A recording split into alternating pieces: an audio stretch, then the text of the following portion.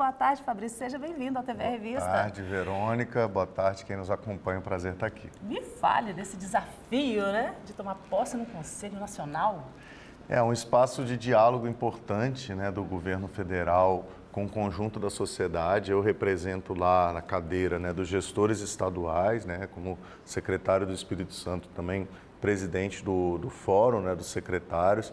É um momento novo, né, da política de cultura do Brasil, a volta do Ministério da Cultura, a ministra Margarete, que esteve lá na posse do Conselho, tem liderado uma equipe, um processo de diálogo, de participação e de investimento para a cultura de todo o Brasil e com recursos chegando também para o Espírito Santo, isso que é importante também. Bom demais, olha só, o governo federal então assinou recentemente, gente, um decreto dos mecanismos de fomento à cultura brasileira. Na prática, secretário, como é que isso vai funcionar?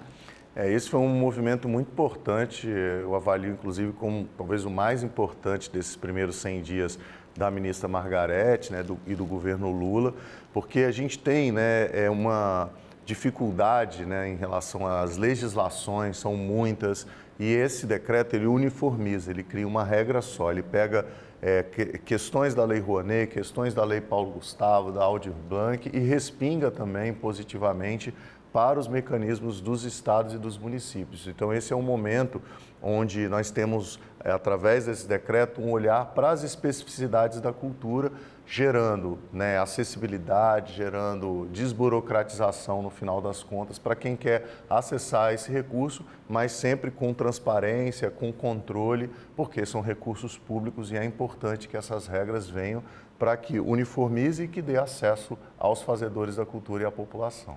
Há um desafio, né, secretário, que é a questão da inovação nesse segmento. Como é que isso pode ser trabalhado? A inovação ela é muito importante, né? E o desenvolvimento também de relações com outras temáticas. A cultura ela é muito transversal, então ela diz respeito às questões das tecnologias, dessa cultura digital, né? Aqui no estado nós temos uma linha de investimento específico disso, é onde as juventudes estão trabalhando, estão se interessando e isso acaba que também respinga numa outra área que a cultura também tem muito a ver, que é a educação. Então, preparar essas juventudes para o futuro do mercado de trabalho, preparar essas juventudes para uma ampliação de repertório, como, por exemplo, a gente viu agora a matéria do Festival de Cinema de Vitória. Então, aquelas pessoas estão participando de um processo de formação que pode vir a ser um processo profissional, profissionalizante, mas também aquilo ajuda na formação pessoal, na formação cidadã daquela pessoa. Então, a cultura tem esse papel de transformar a vida e de inovar sempre. Dentro desse escopo aí da nova cultura brasileira, vamos colocar dessa forma, onde que entra a participação popular?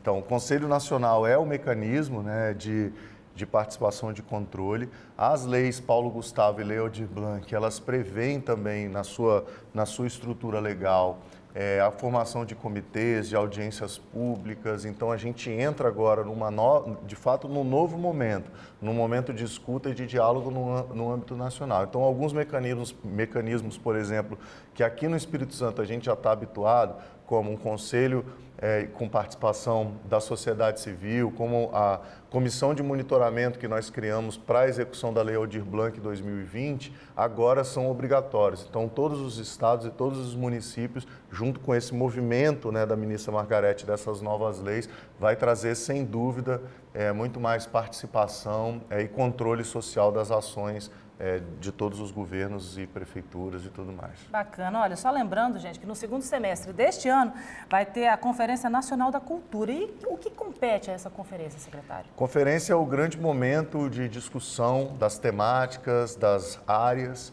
Nessa reunião, primeira reunião, eu tomei posse nessa semana, na segunda-feira, e também nós tivemos a primeira reunião do Conselho Nacional de Políticas Culturais desse novo mandato. Um dos pontos de pauta foi justamente a conferência. Então, foi definido o calendário de realizações.